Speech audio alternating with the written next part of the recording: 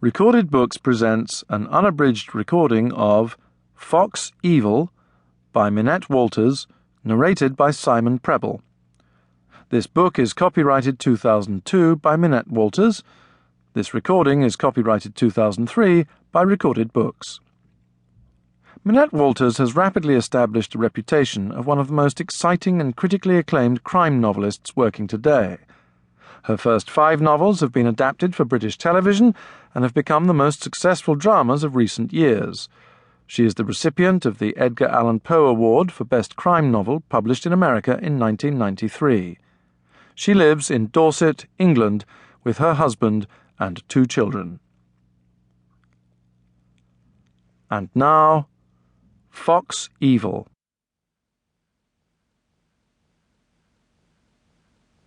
Chapter 1. June 2001. The fox slipped quietly through the night in search of food, with only the occasional flash of his white-tipped brush flagging his presence. The scent of a badger set his nose quivering, and he skirted the piece of track where the territorial marker had been laid. A shy, nervous creature, he had more sense than to cross the path of a voracious fighter with powerful jaws and poisonous teeth. He had no such fear of the smell of burning tobacco. It spoke to him of bread and milk for himself, and pieces of chicken for his vixen and her cubs, easier plunder than a night-time's wearisome hunting for voles and field mice. Ever suspicious, he stood for several minutes, watching and listening for alien movement. There was none. Whoever was smoking was as quiet and still as he. Finally, in trustful response to the Pavlovian stimulus, he crept towards the familiar smell, unaware that a rolled cigarette was different from the pipe he was used to. The illegal trap, a maiming device of metal teeth, sprang shut on his delicate foreleg with the biting power of a huge badger, tearing the flesh and snapping the bone. He screamed in pain and anger, lashing at the empty night in search of his imagined adversary. For all his supposed cunning, he hadn't been clever enough to recognize that the motionless figure beside a tree bore no resemblance to the patient old man who regularly fed him. The woodland burst with sound in response to his terror. Birds fluttered on their perches, nocturnal rodents scurried into hiding.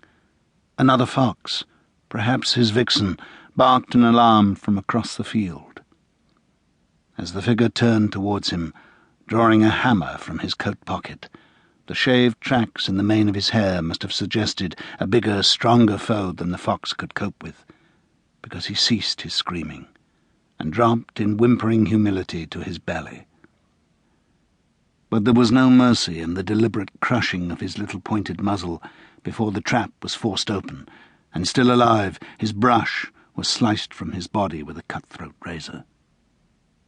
His tormentor spat his cigarette to the ground and mashed it under his heel before tucking the brush in his pocket and seizing the animal by its scruff. He slipped as quietly through the trees as the fox had done earlier, coming to a halt at the edge of the wood and melting into the shadow of an oak.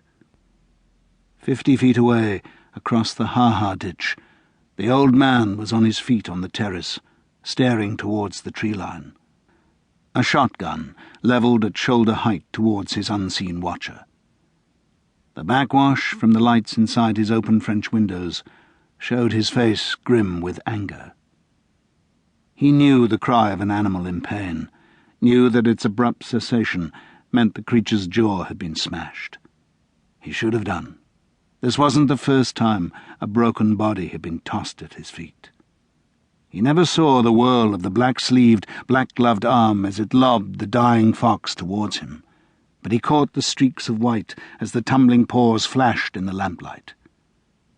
With murder in his heart, he aimed below them and fired both barrels. Dorset Echo, Saturday the 25th, August 2001.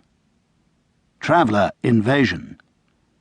The rolling downland of Dorset's Ridgeway has become home to the largest illegal caravan park in the county's history.